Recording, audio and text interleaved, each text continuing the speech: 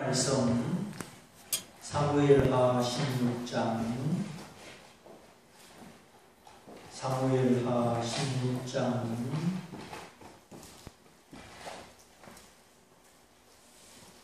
1절부터 6절까지 사무엘하 16장 1절부터 6절까지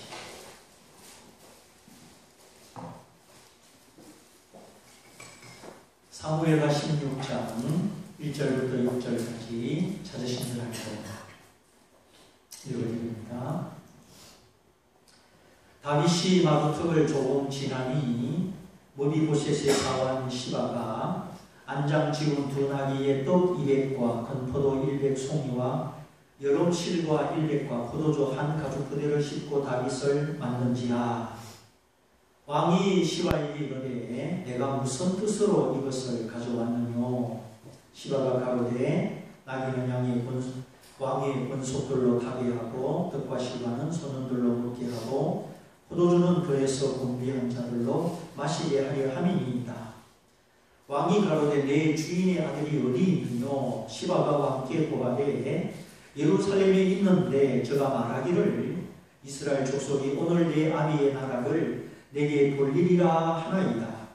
왕이 시바들을 이르되 모비보셋에게 있는 것이 다 내 것이니라. 시바가 가로되 내가 절하나이다. 내 주 왕이여 나로 왕의 앞에서 은혜를 입게 하옵소서 하니라. 다윗 왕이 바울임의 이름에 거기서 사울의 집 족속 하나가 나오니 게라의 아들이요 이름은 시므이라.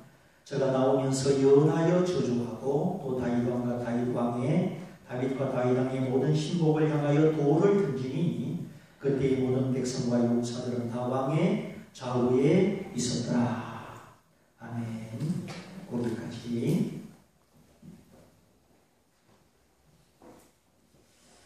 자, 다윗이 피난을 가는 길에 시바, 시므이라는 이 두 사람이 등장을 하지요.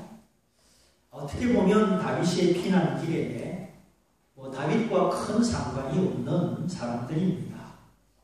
그런데 성경은 시바, 시므이 이 두 사람에 대하여 자세하게 기록을 하고 있습니다. 그렇다면 기록하신 의도가 있겠지요. 지난주에 말씀드린 것처럼 성령의 사람이 있는가 하면 육신의 사람이 있는데 이 두 사람이 대조를 이루고 있습니다. 다윗같이 하나님이 기뻐하지 않으시면 왕의 자리도 내어놓겠습니다. 왕으로서 왕의 자리에서 쫓겨나고 왕위를 잃는 것은 최고의 수치요. 이건 최고의 저주입니다.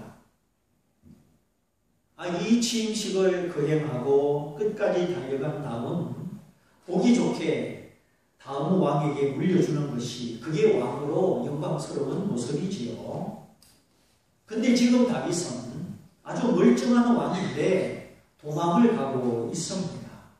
그것도 이웃나라 왕도 아니고 남도 아니고 누구에 의하여? 자기 아들에 의하여. 참 자기 몸에서 난 자기가 평생 길러준 그 아들에 의하여 쫓겨서 도망을 가고 있습니다. 만약 인간적으로 자존심으로 생각한다면 기분 나쁜 일이고 있을 수 없는 일이지요. 그런데 다윗은 모든 일을 하나님 앞에서 하나님과 함께 계산하는 사람입니다. 이것이 생활 속에 살아있는 다윗의 믿음이고 다윗의 영성이지요. 이것을 일상의 영성이다. 유진 피터슨은 그렇게 표현을 했습니다. 예배당 안에서의 예배 드릴 때의 영성만이 아니고 일상의 모든 삶 속에서 나타나는 영성이지요. 종교적이고 교리적이고 의식적인 믿음은 이런 태도, 이런 영성을 나타낼 수 없습니다. 누가 스스로 왕의 자리를 내어놓으려고 하겠습니까? 그런데 다윗은 왕의 자리나 명예에 그 주된 관심이 없습니다. 이거는 바로 포기의 영성이요. 하나님을 사랑하는 마음의 비움의 영성이 아니면 불가능한 일입니다. 그래서 다윗은 성령의 사람이고 하나님 마음에 합한 사람이죠. 그러나 오늘 성경에 기록된 이 두 사람, 시바와 시므이, 너무나 기회주의적이고 간교하고 원한에 사무친 육신적인 사람입니다. 너무 쉽게 거짓말을 해요. 시바는 자기 뜻을 이루기 위해서 떡먹듯이 거짓말을 하고 자기 주인 머비보셋을 모함합니다. 머비보셋이 자기가 왕이 되려고 오늘 다윗 앞에 당신 앞에 나타나지 않았다고 이렇게 거짓말하는 모습을 성경이 기록하고 있죠. 종이면 자기 주인을 지키고 보호해야죠. 근데 의리를 저버리고 신의를 저버리고 자기 목적을 이루려고 너무 쉽게 거짓말을 합니다.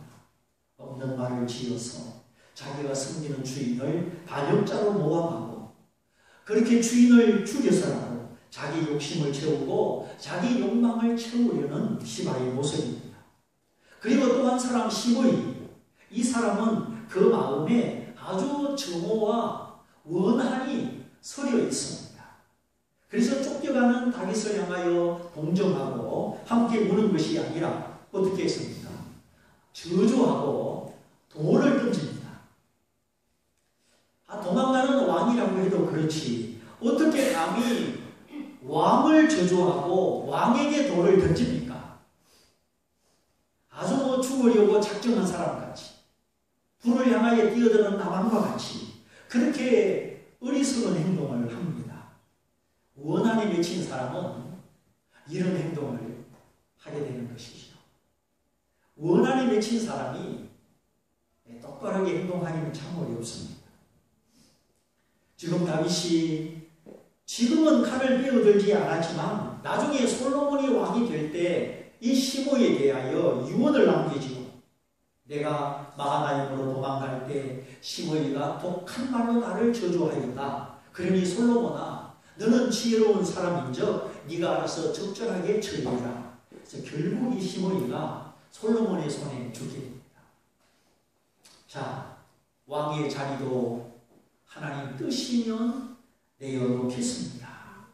온갖 부끄러움과 모욕과 멸시, 인간의 자존심 그걸 다 감수하겠다는 것이죠. 왕이 쫓겨서 왕의 자리를 물러나게 되면 이는 실패자요 수치가 되는 것입니다. 왕의 자리를 빼앗기는 그 억울함과 함께 수치를 받아야 되는 그런 일이 왕의 자리를 내어놓는 일입니다. 그런데도 어떤 환경, 조건, 명예, 자존심보다 하나님을 더 귀히 여기고 하나님의 얼굴을 사모함으로 이렇게 포기하는 이것이 다윗의 영성입니다. 주의 앞에서 주의 얼굴, 주님의 임재 앞에서 나를 쫓아내지 마시고 성신을 거두지 마옵소서. 시편 51편의 그 기도 바로 이때 하나님께 고백한 기도지요. 왕의 자리보다 내가 하나님 앞에 머물러 있을 수 있는 그 임재의 자리를 더 사모한 것입니다. 이게 참 다윗의 위대한 믿음이에요. 그래서 우리가 이 세상을 다 얻어도 하나님 한 분을 잃으면 안 되는 겁니다. 우리가 신앙생활에 나갈수록 하나님이 가장 높으시고 하나님이 가장 크시고 다른 모든 것이 하나님 앞에 무릎을 이제 꿇는 것이죠. 하나님 앞에 무릎 꿇는 성도, 진짜 성도입니다. 하나님을 아는 가치가 너무 크기 때문에 교리도 신조도 물질도 명예도 하나님의 존재 앞에 다 굴복시키는 것이죠. 이런 믿음은 하나님과 나 사이를 결코 갈아놓지 못합니다. 하나님이 무슨 말씀을 하셔도 아니요, 하나님 안 됩니다. 이렇게 대답할 수가 없는 겁니다. 자, 수표가 1억짜리가 들어있는 가방을 잃어버렸다. 또 가방 속에 뭐 만년필, 볼펜 그런 것도 들어있습니다. 그러면은 그 가방을 다시 찾았다. 뭘 제일 먼저 확인하겠습니까? 1억짜리 수표. 이놈이 여기 있나 없나? 그걸 제일 먼저 확인하는 겁니다. 그거 있으면 안심하는 거죠. 나머지 뭐 볼펜, 뭐 만년필 신경을 쓸까요? 안 쓸까요? 그건 신경을 안 써요. 최고급 만년필 아무리 비싸봤자 40만 원. 1억하고는 견줄 수가 없는 거예요. 우리의 믿음도 우리의 지각도 하나님을 알고 하나님을 사랑하되 결코 견딜 수 없고 빼앗길 수 없는 최고로 알고 최고로 사랑해서 우리 하나님의 사랑을 받고 나만이 아는 믿음의 비밀을 간직할 수 있기를 바랍니다. 우리가 하나님을 사랑하면 그만큼 하나님의 사랑을 받습니다. 하나님과 나만이 아는 믿음의 비밀이 내 안에 쌓이게 되는 것입니다. 그래서 잠언 8장 17절에 나를 사랑하는 자가 나의 사랑을 입을 것이요 나를 간절히 찾는 자가 나를 만날 것이다. 요한복음 14장 21절에 나의 사랑하는 자가 내 계명을 지킬 것이요 내 계명을 지키는 자는 내 아버지께 사랑을 받을 것이요 나도 저를 사랑하여 저를 귀하게 여기리라. 예수님이 직접 하신 말씀입니다. 그래서 하나님을 사랑하는 자, 하나님의 계명을 지키는 자, 힘들어도 지키고 억울해도 지키고 주님 십자가 진 것을 생각하며 자기를 부인하면서 지키고 내가 하나님을 사랑함으로 서로 사랑하라 이 계명을 지킬 때 그가 어찌 하나님의 사랑을 받지 못하며 하나님이 높이지 않겠습니까? 그래서 믿음은 하나님과 나와의 관계입니다. 물론 수평적인 관계에 인간 관계가 있습니다. 그러나 먼저 하나님과 나와의 관계, 이 수직적인 관계, 이 관계가 우선되지 않으면 나머지 모든 관계는 부실하게 될 수밖에 없는 거예요. 왕이 자기를 잃어도 온갖 수치를 무릅 써도 하나님 앞에 겸손한 양이 되고 하나님 앞에 큰 소리 치지 아니하며 하나님과의 관계를 최우선적으로 최대한으로 보존하려고 하는 다윗의 자세. 이것이 다윗의 신앙이요 다윗의 영성이지요. 그러므로 다윗은 신령한 사람이고 영적인 사람입니다. 그러나 이에 비하여 너무나 대조적으로 기회주의적이고 간교한 사람 시바, 또 지나간 옛날의 원한에 사무친 시므이, 이 두 사람은 다윗의 신앙, 다윗의 영성과 너무 다른 육신적인 모습, 인간적인 모습을 보여주고 있습니다. 하나님이 이 두 사람을 성경에 기록한 이유가 바로 이것입니다. 빛과 어두움처럼, 물과 기름처럼 결코 섞이지 않는 서로 다른 두 사람이 있으니 잘 살펴보아라. 잘 살펴 교훈을 얻으며 너는 지혜로운 사람, 분별하는 사람이 되라. 육신적인 사람 되지 말고 하나님의 얼굴을 사모하는 신령한 사람이 되라는 뜻이죠. 자, 그러면 시바는 이 어떤 사람인가? 오늘 본문에 나오는 모습만 보면은 아주 도망가는 왕을 대접하는 착한 왕처럼 그렇게 보이죠. 실상은 그게 아닙니다. 왕이 그가는 자식과 아내들, 신하와 백성들과 함께 도망갈 때 제대로 챙겨갈 수가 없잖아요.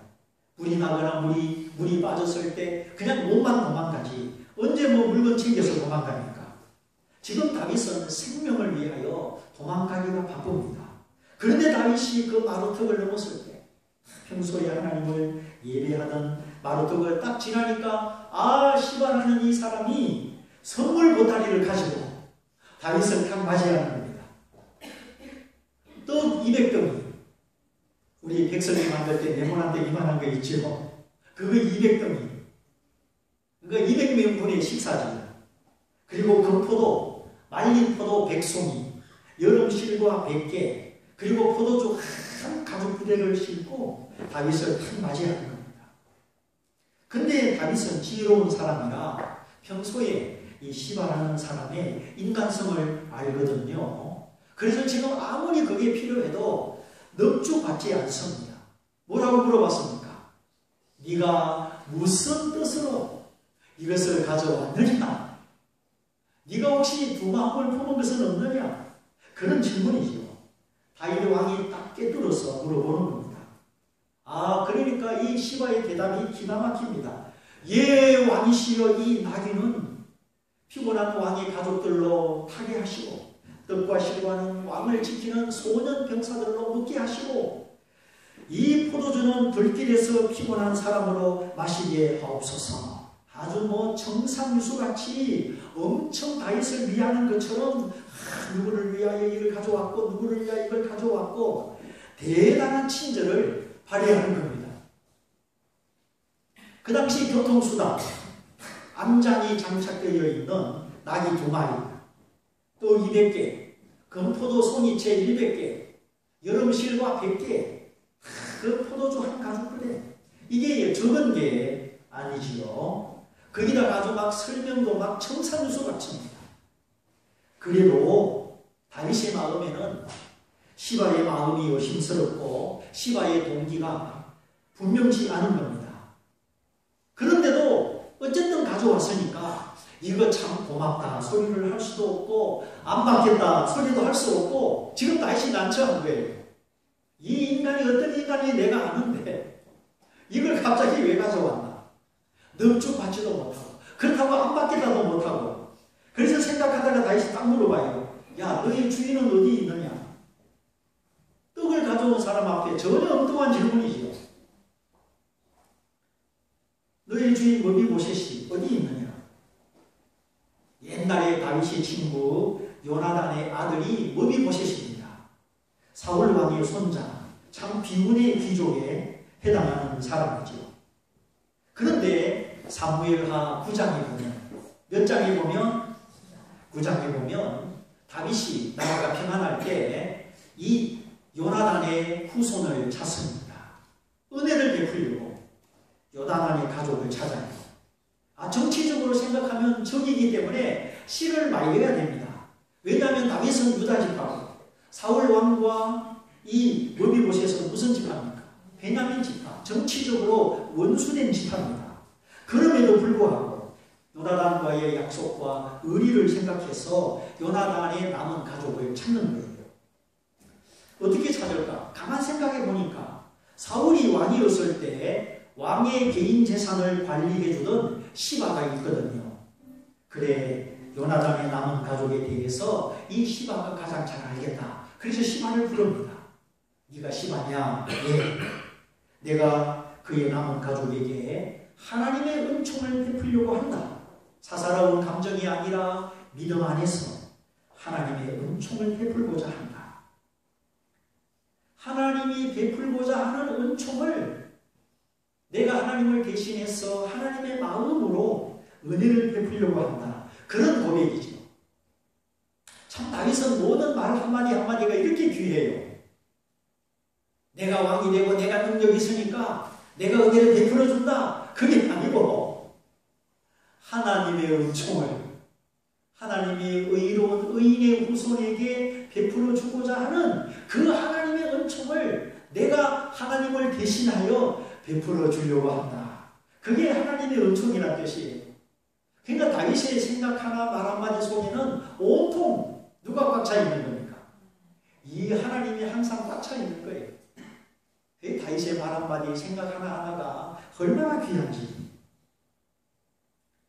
그래, 요나단의 남은 가족이 누가 있느냐? 예, 그는 다리가 불편한 사람인데 머비보셋이라고 하는 아들이 하나 있습니다. 요나단의 아들입니다. 어디 있느냐? 저기 국경선 근처 암몬 사람, 이스라엘 사람도 아니고 암몬 사람 마길의 집에 있습니다. 이 마길의 집안은 사울이 왕이었을 때 사울 왕과 가까운 사이였습니다.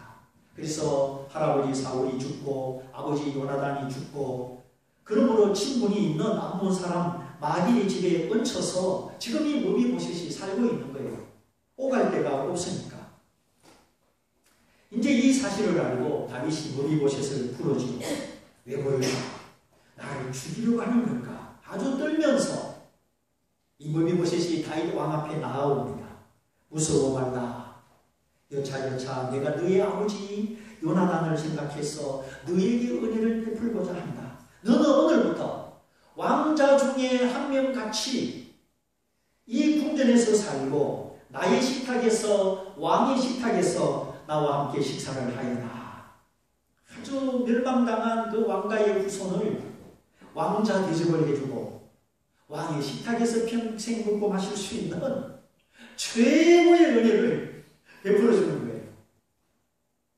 그리고 그 다음날 시바를 다시 부릅니다. 자, 시바야, 네가 옛날에 섬기던 사울 왕의 손자를 찾았으니 지금 네가 가지고 있는 사울 왕의 밭과 재산은 네 것이 아니고 이 머비보셋의 것이다.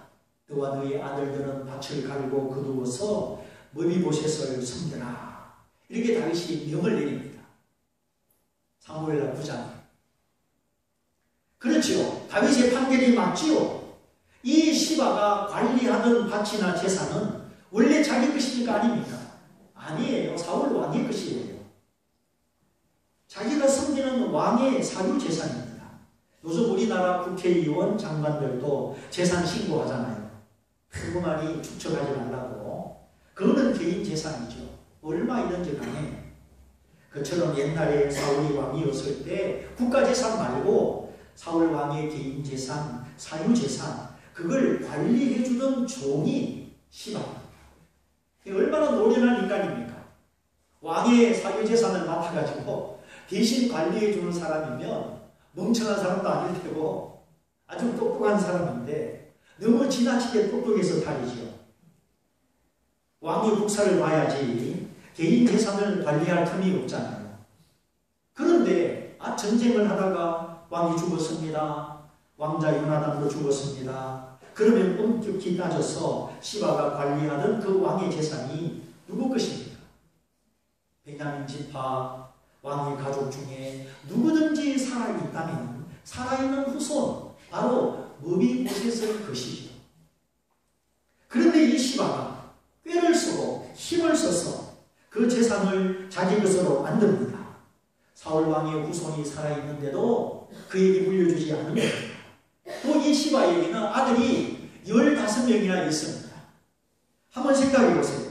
15명의 아들이 장정이 뭉쳐가지고 막 협박을 하고 힘을 쓰면 누가 그 앞에서 견디겠어요? 아들이 15인데. 모르긴 해도 아마 머비보셋이 이스라엘 땅 안에 살지도 못하고 암몬 사람, 남의 나라 땅에 마귀의 집에서 그 멀리서 산 것도 시바의 작용이 있었을 것입니다. 그런 내용까지는 성경에 안 나오지만, 근데 왕 앞에는 거짓말을 못하니까 다윗 왕이 딱 불러가지고 요나단의 가족 중에 남은 자가 있느냐 생존자가 있느냐 물으니까 이제 실토를 하잖아요. 예, 저 마귀의 집에 멀리 한 사람이 살고 있습니다. 단번에 말하잖아요.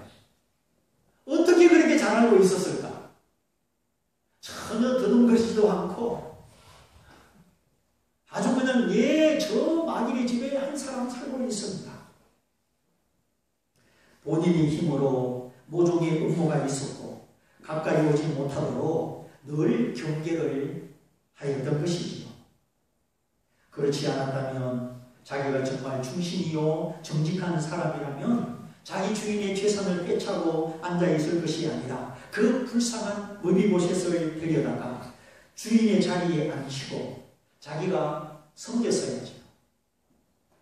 거기다가 머비보셋은 할아버지 아버지가 전쟁터에서 죽었다는 소식을 듣고 유모가 이 아기 머비보셋을 급히 안고 도망가다가 그만 떨어져서 두 다리를 다쳤습니다. 나라의 왕이 죽고 요나단이 죽었다는 소식 앞에 유모가 급한 마음으로 이 어린 왕자를 안고 도망가다가 그만 호내기만 끌어안고 애기는 밑으로 쑥 빠져버리고 너무 급하게 도망간 나머지 두 다리를 다 다친 사람입니다. 근데 이 시바는 그런 것도 생각하지 않고 왕의 손자가 살아있는데도 지가 사울 왕의 재산을 딱 차지하고 지금까지 자기 것처럼 그렇게 누린 거예요.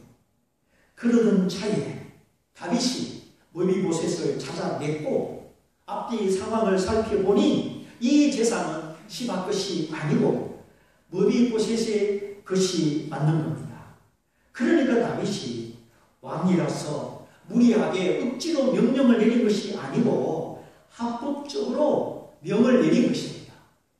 너는 오늘부터 므비보셋에게 이 재산을 다 돌려주라. 그리고 이 므비보셋을 네가 옛날에 사울 왕을 섬기듯이 이를 너의 주인으로 섬겨라. 예, 다윗이 사심이 아니라 왕이기 때문에 일방적인 명령이 아니라 합법적으로 제대로 판결을 지금 내린 거예요. 분부대로 따르겠습니다. 왕의 명령이니까 말은 하고 돌아왔지만 그날 밤에 시바가 잠을 잘 잤을까요? 못 잤을까요? 그야 잠을 못 잤을 거예요. 아니 괜히 왕이 그 남은 자손을 찾아가지고 내 재산 뺏겼다고 원통 부통 애통 그날 밤에 아마 시바의 집안이 통통통 했을 겁니다. 사실은 그렇게 억울해할 것이 아니라 내가 그동안 잘못했구나. 내가 종으로서 성실하지 못하였고 내가 아들 15이라고 저 힘없는 므비보셋을 이때까지 괴롭혔구나. 하나님의 공의가 나를 찾아내고 하나님의 진실이 나의 허물을 들추어 내셨구나. 이래야 되는데 이런 기미는 전혀 없는 겁니다. 그냥 속으로만 씩씩거리고 원통 분통 해통하다가 야, 이 재산을 언제 다시 찾아오나 언제 다시 뺏어오나 지금 기회만 노리고 있는 거예요. 그러는 차에 갑자기 무슨 소리가 들려와요? 압살롬 왕 만세, 압살롬이 왕이 되었다, 다윗이 쫓겨갔다, 이런 소리가 들려오는 겁니다. 도대체 이게 무슨 일이야? 다윗 왕이 쫓겨가고 있어? 옳지 않았다. 바로 이때다. 지금 왕의 환심을 사서 다시 재산을 찾을 때다. 여봐라, 뜰과 포도주와 실과와 가죽 부대를 준비해라. 급하게 종에게 명령을 내리고 그리고 자기가 타고 다니는 나귀 또 자기 주인 므비보셋이 타고 다니는 나귀를 빼앗아갑니다. 나중에 보면 나옵니다. 그 므비보셋은 나귀가 없으면 움직이지도 못하는 사람입니다. 그 나귀를 뺏어가지고 그 두 나귀에다가 그 짐을 싣고 얼른 마루턱을 넘어서 왕을 딱 기다리고 왕이여 선물 받으소서 하고는 그 재산을 다시 뺏어가는 거예요. 얼마나 자기를 위하여 머리가 잘 돌아갑니까? 얼마나 행동이 재빠른지. 그 음식을 갖다 주는 것도 진심이 아니에요. 본심이 아니에요. 그 마음이 지금 어디에 가 있는 겁니까? 원래 자기 재산도 아닌데 주인에게 돌아간 것 뿐인데 그걸 지금 다시 찾으려고 이렇게 지금 관계를 부리는 겁니다. 그래서 다윗이 그 선물 앞에 이거 뭐 받지도 못하고 물리치지도 못하고 우물쭈물하다가 너희 주인 므비보셋이 어디 있느냐 이렇게 갑자기 궁금해서 물어봤는데 그때 이 시바가 어떻게 대답을 했습니까? 이게 오늘 본문의 핵심입니다. 아주 거짓말을 하고 반역죄를 씌워서 모함을 하죠. 예, 주인이 예루살렘에 있는데 오늘 다윗이 잘 망하였다. 오늘이야말로 이 백성이 이 나라를 나에게 베냐민 지파의 남은 후손 나에게 돌릴 것이라 그렇게 말했습니다. 전혀 사실 무근한 거짓말과 모함을 하는 거예요. 자기 재산도 아닌 그거 다시 뺏으려고. 지금 반란을 일으킨 자가 누굽니까? 압살롬입니다. 압살롬. 그 잘난 압살롬. 므비보셋은 나이가 없이는 움직이지도 못하는 사람이고 군사도 한 명도 없는 사람입니다. 그런데 므비보셋이 오늘 이 나라를 다시 찾고 내가 왕이 되겠다고 그렇게 말을 하였다고 지금 왕 앞에서 시바가 거짓말을 하는 거죠. 그동안도 므비보셋을 괴롭히고 그 재산, 머비보셋의 재산, 그걸 다시 빼앗아가려고 이렇게 거짓말을 하는 거죠. 인격 살인. 예, 이것이 인격 살인죄예요. 인격 모독의 죄입니다. 기회주의자.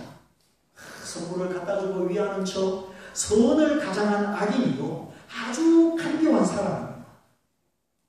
여러분, 이런 사람 되지도 말고, 이런 사람은 친구하지도 말고 조심해야 됩니다. 아무리 콩고물이 떨어져도 그 사람 옆에 있으면 안 돼요. 언제 내가 그 꾀에 속을지 몰라요. 아주 비상한 그 마귀의 화신에 가까운 그런 사람이죠. 다윗이 여기서 실수를 하잖아요.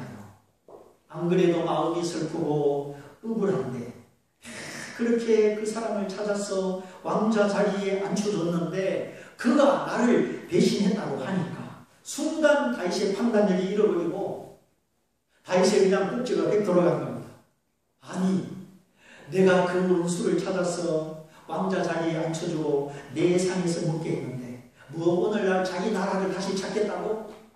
다윗이 순간에 이 시바의 관계로 말미암아 판단력을 잃어버린 거예요. 그래서 딱 한마디 하는 말이 뭡니까? 머비보셋의 재산이 누구 것이다? 너의 것이다. 이래가지고 시바의 것으로 다시 지금 재산이 돌아가 버린 거예요.